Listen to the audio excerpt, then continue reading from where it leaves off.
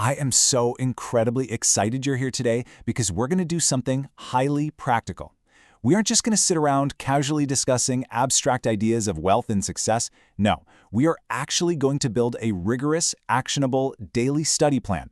Okay, let's just dive right into this. In this explainer, we're extracting a literal syllabus from one of the most famous classics on achievement ever written, and we'll show you exactly how to create a daily study plan based on the 13 steps to riches.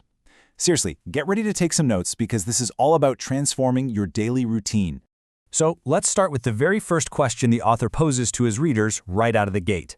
What do you want most? Is it money, fame, power, contentment, personality, peace of mind, happiness? I want you to really think about that for a second. This explainer is going to function as your own personal masterclass. But, and this is a big but, it only works if you have a definite goal in mind. If you don't actually know what you're searching for, well, no study plan in the world is going to help you find it. Now that question is the foundation of our entire routine today, and it's drawn directly from Napoleon Hill's classic 1937 text, Think and Grow Rich. But here's the crucial distinction for us. We are not just doing a standard summary of the book. Millions of people have passively read this thing. Instead, we're looking at this source material to extract the literal, step-by-step daily syllabus that Hill embedded within its pages. We're going to build a structure to help you literally transmute your deepest desires into physical reality. To get us there, here's our roadmap for today. First, designing your study blueprint. Then, the mindset shift, mastering the 13 steps, morning and evening routines, forming your study club, and finally, passing the persistence test. All right, let's jump straight into Section 1, Designing Your Study Blueprint. We are treating this book as a textbook. If you actually want this to work, you have to fundamentally change how you interact with the material. This requires dedicated, highly structured effort. It is definitely not a quick weekend read just to make you feel motivated. Dr. Miller Reese Hutchison, who is an associate of Thomas Edison, by the way, established the core rule here. He said, and I quote, "This is not a novel, it is a textbook. No more than one chapter should be read in a single night." He goes on to say that the reader should be underlining sentences that impress them, going back to those marked lines later and reading them again. A real student absorbs the contents, so your blueprint is all about slow, deliberate study. One chapter per night, maximum. And the crucial point behind all of this is simple. Knowledge without an organized plan is completely inert. It's basically useless. You can have all the specialized knowledge in the world, but if it isn't directed through a definite, organized plan, it is never going to crystallize your desires into action. Look, in an era where we all just binge audiobooks and podcasts without ever taking action, remember this. Passively consuming self-help gets you nowhere. We are here to build a mechanism for action. Moving right along to Section 2, the mindset shift. This is all about preparing the brain. Before you can even execute the plan, you have to prepare the soil, so to speak. The author points out a pretty fascinating dichotomy here. Success comes to those who become success-conscious, while failure comes to those who indifferently allow themselves to become failure-conscious. Our brains literally become magnetized by the dominating thoughts we hold in our minds. So the entire purpose of your daily study plan is to actively, deliberately magnetize your brain away from failure consciousness and pull it right towards success consciousness. You are quite literally rewiring your expectations. Let's get into Section 3, Mastering the 13 Steps. This is your curriculum. Here is a rapid-fire look at the standout steps that make up your syllabus. You're going to spend an evening on desire, then faith, then autosuggestion. You'll study how to acquire specialized knowledge, how to use your imagination as the literal workshop of the mind, and how to formulate organized planning. You'll dive deep into decision, persistence, the power of the mastermind, and understanding the subconscious mind. When you look at this whole list, you really start to understand the sheer scope of the material. This isn't a crash course, it's a comprehensive, lifelong education in achievement.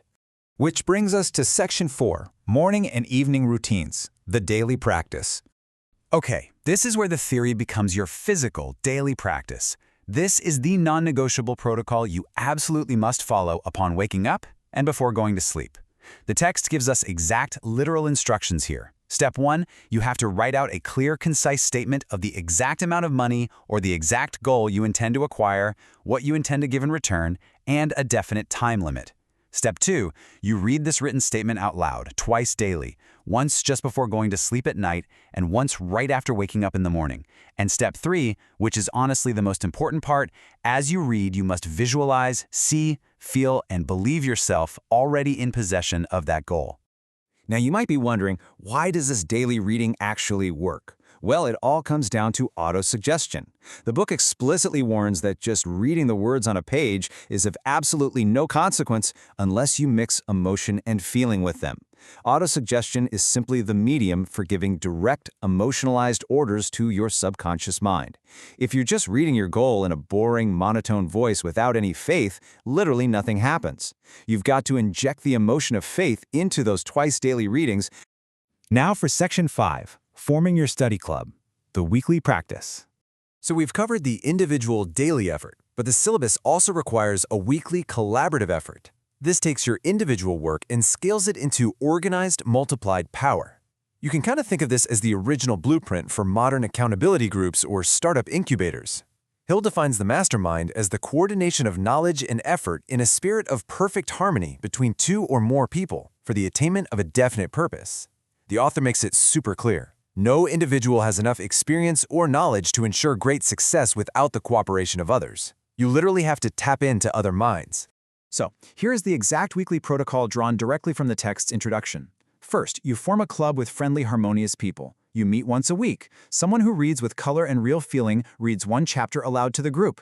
Then you freely discuss the contents. But here's the kicker. Every single member must make notes of all their own ideas that are inspired by the discussion. By doing this every week, you aren't just learning from a book. You are literally multiplying your brain power by everyone else in the room. And finally, Section 6, Passing the Persistence Test, Sustaining the Effort.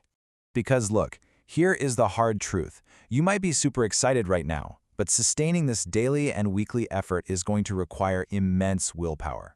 The author actually warns of a hidden guide whose entire duty is to test people with discouraging experiences. The text explicitly states that spasmodic, just occasional effort to apply these rules is of absolutely no value to you. The habit must be fixed. The hidden guide lets no one enjoy great achievement without passing this persistence test. Those who can't take it, they simply don't make the grade. You've got to commit to this daily plan until it becomes an unbreakable habit. So, the crucial point really comes down to this very moment. We've built the blueprint together. You know the daily reading protocol. You know the weekly mastermind rules. But none of it matters, even a little bit, if you don't start. So I want to challenge you right here, right now. What will your exact statement of desire say tonight? Don't wait on this. Grab a pen, write down your definite purpose, your deadline, and what you intend to give in return, and then read it aloud tonight before you close your eyes. What's it going to say? I really hope this explainer has given you the exact tools you need to find out. Thanks so much for joining me today, and happy studying!